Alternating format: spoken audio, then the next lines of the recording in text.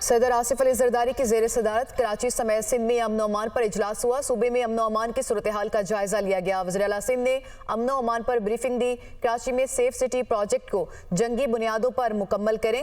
شہر کے داخلی اور خارجی راستوں کو مؤثر بنانے کے لیے ناردرن بائی پاس پر باڑ لگائی جائے۔ مزید بھی کہا کہ زمینوں پر قبضوں پر میری زیرو ٹالرنس ہے۔ آصف علی زرداری کی گفتگو۔ صدر مملکت کی پولیس کو ڈرگ مافیا کے خلاف سخت کارروائی کی بھی ہدایت جاری کی گئی ہے۔ رپورٹس ہیں منشیات سکولز تک پہنچ گئی ہیں جو ناقابل برداشت ہیں۔ ہمیں اپنے بچوں کو منشیات سے بچانا ہے۔ صدر مملکت کو کچے میں ڈاکوں کے خلاف کارروائیوں پر بھی بریفنگ دی گئی ہے۔ سندھ کی ایپیکس کمیٹی کا اجلاس کل طلب کر لیا گیا۔ امن و امان کے قیام سے متعلق اہم فیصلے بھی متوقع ہیں۔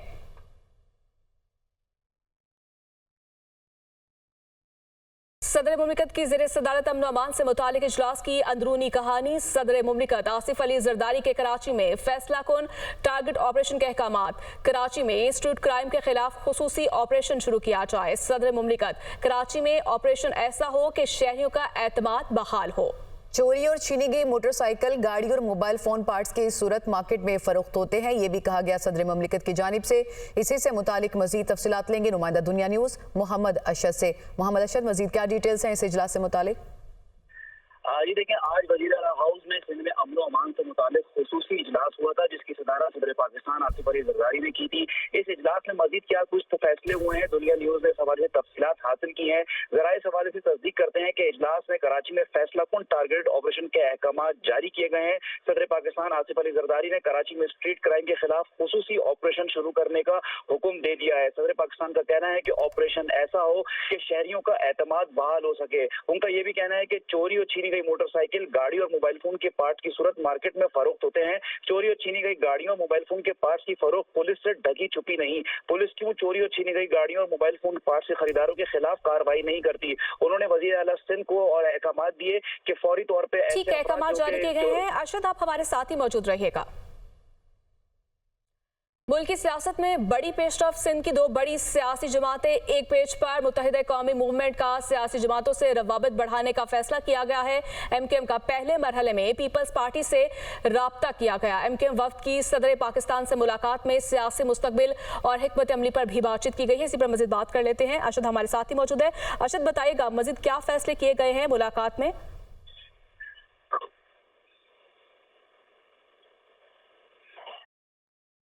جی ارشد، بتائیے گا۔ بالکل مجھے آپ کی آواز سنائی دے رہی ہے۔ دیکھیں، ملک کی سیاست میں یہ ایک بڑی پیش رفت ہوئی ہے۔ سندھ کی دو سیاسی پارٹیاں، متحدہ قومی موومنٹ اور پاکستان پیپلز پارٹی، جو کہ الیکشن سے قبل بھی جو تھے ایک دوسرے کے خلاف سخت بیان بازی جو تھی دونوں جماعتوں کی جانب سے کی جا رہی تھی۔ الیکشن کے بعد بھی جو تھے دونوں سیاسی جماعتیں سندھ میں بھی خاص طور پہ اپوزیشن میں رہی، ایم کیو ایم اسمبلی میں اپوزیشن میں ہے۔ لیکن اب جو ہے وہ ایک بڑی پیش رفت جو ہے وہ نظر آ رہی ہے کہ متحدہ قومی موومنٹ اور پیپلز پارٹی کے درمیان روابط جو ہیں وہ مزید بڑے ہیں۔ ذرائع کا یہ کہنا ہے کہ دونوں سیاسی جماعتیں مختلف معاملات کے اوپر جو ہے وہ ایک پیج پر ہو گئی ہیں۔ متحدہ قومی موومنٹ کا سیاسی جماعتوں سے بھی رابطہ کرنے کا فیصلہ کیا گیا ہے۔ ایم کیو ایم کا پہلے مرحلے میں پیپلز پارٹی سے رابطہ ہوا ہے۔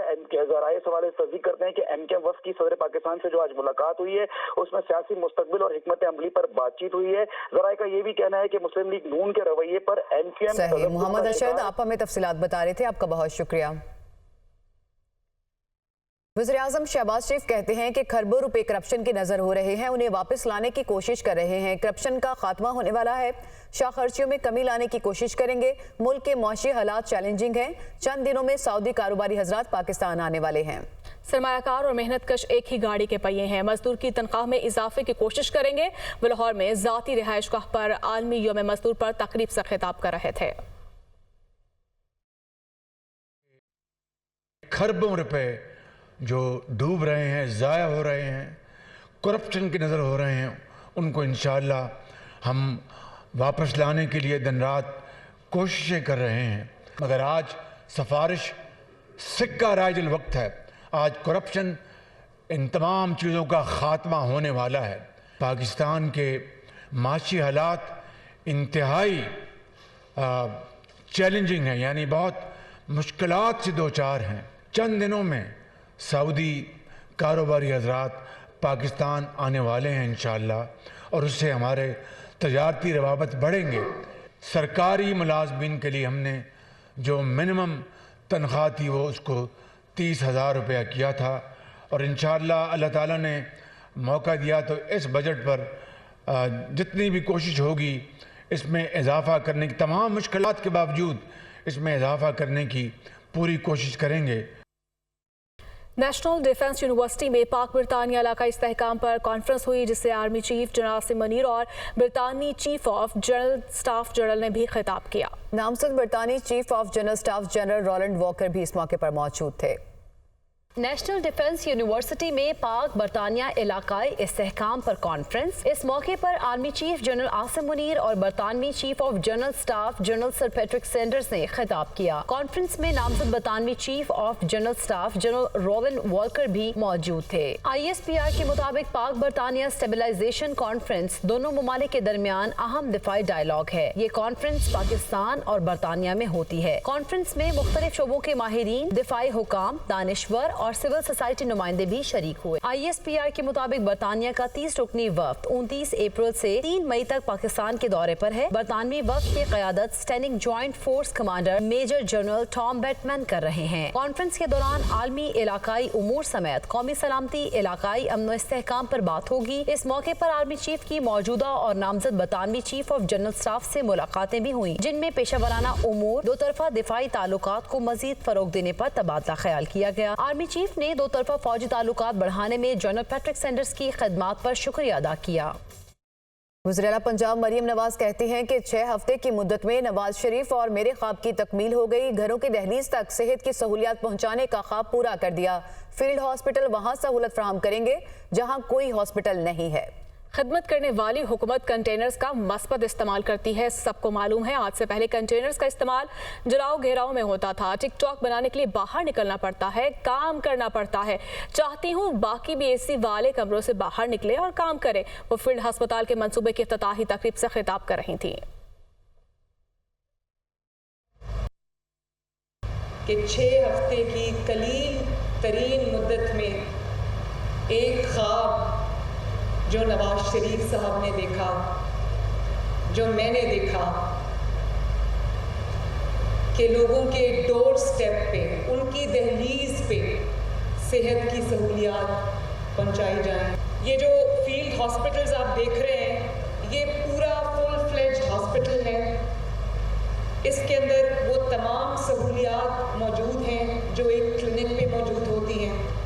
32 فیلڈ ہاسپٹلز، 32 فیلڈ ہاسپٹلز آج سے پورے پنجاب میں پھیل جائیں گے، اور یہ ان جگہوں پر جا کر فری علاج کی سہولت میسر کریں گے جہاں پر کوئی بڑا ہاسپٹل نہیں ہے، جہاں پر کوئی اچھا کلینک نہیں ہے۔ آج سے پہلے کنٹینرز جو ہیں وہ کس لیے استعمال ہوتے تھے مجھے وہ کہنے کی ضرورت نہیں ہے۔ کنٹینرز کو گھیراؤ، جلاؤ، آگ لگا دو، بل پھاڑ دو، یہ کر دو، وہ کر دو۔ تو جب ایک خدمت کرنے کی نیت سے حکومت آتی ہے تو کنٹینرز کا یہ استعمال بھی ہو سکتا ہے انشاءاللہ، کہ آپ لوگ اپنے گھروں سے، اپنے کمفرٹ زون سے، اپنے AC والے کمروں سے باہر نکلیں، کوئی کام کریں تاکہ آپ کی بھی ٹک ٹاک بنے، آپ کی بھی ویڈیوز بنے، آپ کی بھی کوریج ہو۔ تو وہیں وزیر اعلیٰ خیبر پختونخوا امین گنڈاپور کہتے ہیں کہ بانی PTI کے خلاف جتنے بھی کیسز چل رہے ہیں وہ سب جھوٹے کیسز ہیں۔ انشاءاللہ تمام کیسز میں بہت جلد ریلیف ملے گا۔ دنیا نیوز سے خصوصی گفتگو کرتے ہوئے وزیر اعلیٰ امین گنڈاپور نے کہا، یہ ان کی ہٹ درمی ہے کہ مینڈیٹ چوری کر کے حکومت کو مسلط کیا۔ ہم اس حوالے سے نئی پالیسی بنا رہے ہیں، مینڈیٹ چوری کرنے کے خلاف اور بانی PTI کی رہائی کے لیے آواز اٹھائیں گے اور بھرپور طریقے سے احتجاج کریں گے۔ ایک تو کیسز چل رہے ہیں، سارے جھوٹے کیسز ہیں، اب انشاءاللہ بہت جلد ہوں گے ریلیف ملے گا۔ دیکھیے اس کی رہائی کے لیے ایسے خان صاحب کی رہائی کے لیے پہلے تو جو عدالتی ہمارے کیسز چل رہے ہیں اس کے اوپر انشاءاللہ وہ کیسز ابھی فائنل شریعت میں ہیں، کچھ بھی نہیں ہے ان کے اندر۔ تو اس ہٹ درمی اور اس طرح مینڈیٹ چوری کر کے بٹھایا ہوا ہے حکومت کو، تو اس کے لیے انشاءاللہ ابھی ہم جو ایک نئی پالیسی بنا رہے ہیں کہ ہم انشاءاللہ اس کے خلاف نکلیں گے، احتجاج کریں گے بھرپور طریقے سے۔ مولانا جو ہے نا وہ کلمہ پڑھ کے مسلمان ہونے کی طرف جا رہا ہے۔ چیئرمین پیپلز پارٹی بلاول بھٹو کا کہنا ہے کہ PIA سٹیل مل کی نجکاری کا سلسلہ جاری ہے۔ سندھ میں پبلک پرائیویٹ پارٹنرشپ منصوبے کامیاب ہوئے۔ حکومت PIA اور سٹیل مل کو پرائیویٹ پارٹنرشپ کے ذریعے بہتر بنا سکتی ہے۔ उन्होंने कराची में यौम मजदूर की मुनासबत से तकरीब से खिताब करते हुए कहा कि मजदूरों की मेहनत की वजह से दुनिया भर की मैशियत चलती है। अशराफिया की कमाई और कारोबार मजदूरों के खून पसीने से चलते हैं। हमें फख्र है सिंध में मजदूरों के हक में कानून साजी की गई, तनख्वाहों और पेंशन में तारीखी इजाफा किया। PIA या बाकी जो स्टील मिल के जो निजकारी का सिलसिला चल रहा है, सूबा सिंध में जो पब्लिक प्राइवेट पार्टनरशिप के मंसूबे हैं वो कामयाब भी हुए हैं। हम वफाकी हुकूमत से भी ये मुतालबा करते हैं कि अगर वो PIA के बारे में, निजकारी के बारे में सोच रहे हैं तो इससे बेहतर ये है कि वो पब्लिक प्राइवेट पार्टनरशिप करे। दुनिया भर का मईशत अगर चलता है तो वो दुनिया के मजदूरों की खून पसीनों की मेहनत की वजह से चलता है। अगर अशराफिया पैसा कमाते हैं तो वो मजदूरों की खून पसीनों की मेहनत की वजह से पैसा कमाते हैं। हम इस बात का भी फख्र करते हैं कि सूबा सिंध में लेबर को एम्पावर करने के लिए, मजदूरों को अपना मेहनत का सिला दिलवाने के लिए जितने कानून साजी किया है, तनख्वाहों में तारीखी इजाफा दिलवाया, पेंशन्स में इजाफा दिलवाया। सरबराह JUI मौलाना फजल रहमान कहते हैं कि हरमैन शरीफैन उम्मत मुसलमा का मसला है। हमने फ़लस्तीन को यकीन दिलाया, मस्जिद अक्सा की आज़ादी के लिए हर मुमकिन इक़दाम उठाएंगे। बानी पाकिस्तान ने इसराइल के खिलाफ पहला रद्द अमल दिया था। तारीख में इसराइल का बतौर रियासत कोई वजूद नहीं था। जुल्म यह है कि अक़वाम मुत्तहिदा ने इसराइल को बतौर रियासत कबूल किया। लाहौर में कौमी फ़लस्तीन कॉन्फ्रेंस से खिताब करते हुए उन्होंने मजीद क्या कहा, आपको दिखाते हैं। और मस्जिद अक्सा ये सिर्फ फ़लस्तीन का मसला नहीं है, ये उम्मत मुस्लिमा का मसला है। जिस तरह हरमैन शरीफैन उम्मत मुस्लिमा का मसला है, फ़लस्तीन को भी यकीन दिलाया है कि मस्जिद अक्सा की आज़ादी के लिए हर मुसलमान डटने के लिए तैयार हो। पूरी दुनिया से यहूदियों को लाकर यहाँ आबाद किया। इसराइल के क़याम के लिए अक़वाम मुत्तहिदा की करारदाद पास हुई, लेकिन बानी पाकिस्तान मोहम्मद अली जिनाह ने पहला जो इस पर रद्द अमल दिया का बतौर रियासत कोई वजूद नहीं था, और न तारीख में कभी इसराइली रियासत का वजूद मिलता है। अमेरिका तो इसराइल की बात करता था, उसको तस्लीम करने की बात करता था। वो जंगी मुजरिम है, और इस जंगी जुर्म में अमेरिका और यूरोप उनके साथ शामिल हैं। आए और आकर हमें कहते हैं इंसानी हुकूक, इंसानी हुकूक। क्या इंसानी हुकूक? अमेरिका तो खुद इंसानी हुकूक का कातिल है। तारीख में सबसे पहले अगर एटम बम इस्तेमाल किया है तो अमेरिका ने इस्तेमाल किया है। अमीर जमात इस्लामी हाफिज नईमुर रहमान कहते हैं कि जमात इस्लामी किसानों को तन्हा नहीं छोड़ेगी। किसानों का इस्तेहसाल ना रोका गया तो वज़ीर आला हाउस का घेराव करेंगे। निगरान हुकूमत में गंदम इंपोर्ट करने वालों के खिलाफ कार्रवाई की जाए। मंसूरा में मजदूरों के आलमी दिन के हवाले से कन्वेंशन से खिताब करते हुए अमीर जमात इस्लामी हाफिज नईमुर रहमान का कहना था कि हुकूमत यौम मई पर रस्मी तकरीब करके समझती है कि मजदूर का हक अदा कर दिया और फिर पूरा साल उसका इस्तेहसाल करती है। वो हुकूमतें जो खुद मजदूरों का हक खा रही होती हैं, वो भी मीडिया में जाहिर करने के लिए कुछ बयानात दे देती हैं और कुछ अलामती किस्म के प्रोग्राम करके ये बता देती हैं कि हमने मजदूरों का हक अदा कर दिया और यौम मई मना लिया गया।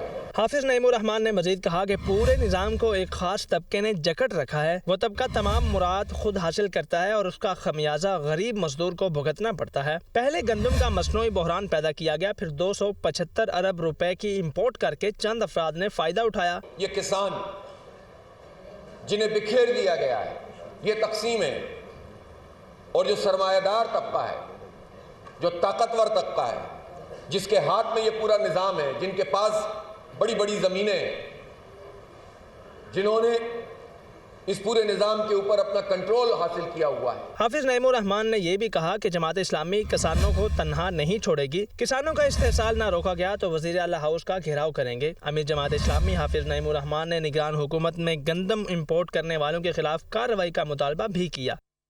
अब आपको बताएं कि गंदम दरामद स्कैंडल की तहकीकात के दौरान अहम पेशरफ्त हुई है। ज़राए के हवाले से ये बताया जा रहा है कि वज़ीर आज़म की जानिब से बनाई जाने वाली इंक्वायरी कमेटी को तफसीलात मौसूल होना शुरू हो गई। निगरान हुकूमत के दौर में निजी शोबे को गंदम दरामद करने की खुली छूट दे दी गई। वजारत खजाना की सिफारिश पर निजी शोबे को मुकर्ररा हद की बजाय दरामद की खुली छूट दी गई। गंदम के ट्रेडर्स ने अरबों रुपए का खेल खेला। कस्टम ड्यूटी और GST की छूट भी दी गई। ज़राए के मुताबिक निगरान वज़ीर आज़म की मंजूरी मिलने के बाद वज़ारत नेशनल फूड सिक्योरिटी ने समरी अरसाल की। वज़ारत नेशनल फूड सिक्योरिटी ने वज़ारत तजारत और TCP की अहम तजावीज़ को नज़रअंदाज किया। ज़राए के मुताबिक मुनज़्ज़म मंसूबे के तहत इजाफी गंदम दरामद हुई, जिससे 300 अरब रुपए से ज़ायद का नुकसान हुआ। पास्को और सूबाई महकमे मतलूबा हदफ 7.80 की बजाय 5.87 मिलियन टन गंदम खरीद सकेगा।